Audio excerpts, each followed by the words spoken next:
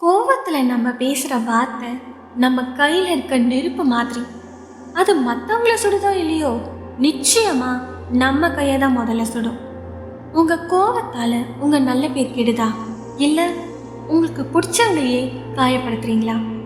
கவலைப்படாதீங்க, இது எதுவும் உங்கள் தப்பில்லை, உங்கள் மனசோட தப்பான புரிதல், அவ்வளோதான்.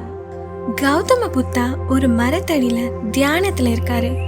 அப்போ அவங்க வந்த ஒரு விவசாயி புத்தாவை பார்த்து பயங்கரமா திட்டுறாரு. ரொம்ப கேவலமா வார்த்தைகளை பேசி அசிங்கப்படுத்துறாரு.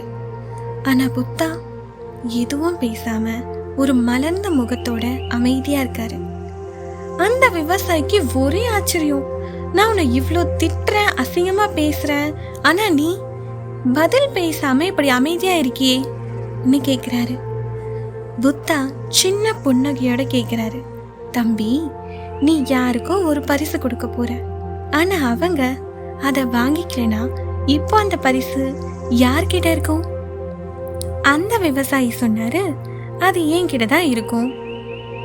புத்தா அமைதியா சொன்னாரு, அதே மாதிரி தான் நீ கொடுத்த கோபத்தையும் வார்த்தைகளையும் நான் வாங்கிக்கல, இப்போ அது திரும்ப யார்கிட்ட இருக்கும்? அந்த விவசாயி தோத்து போய் நின்னாரு. இதுதான் நமக்கும் நடக்குது. இந்த கதையோட கருத்து இதுதான்.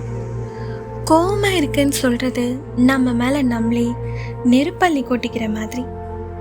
நம்ம கோவப்பட்டு பேசும்போது அந்த விஷம் முதல்ல நம்ம மனசையும் உடம்பையும் தான் அழிக்கும். மற்றவங்க திட்டினா அதை பரிசு மாதிரி நினைச்சு வாங்காம விட்டுட்டா நம்ம நிம்மதி நம்ம கிட்ட தான் இருக்கும். ஆனா இதை எப்படி நம்ம வாழ்க்கையில அமல்படுத்துறது?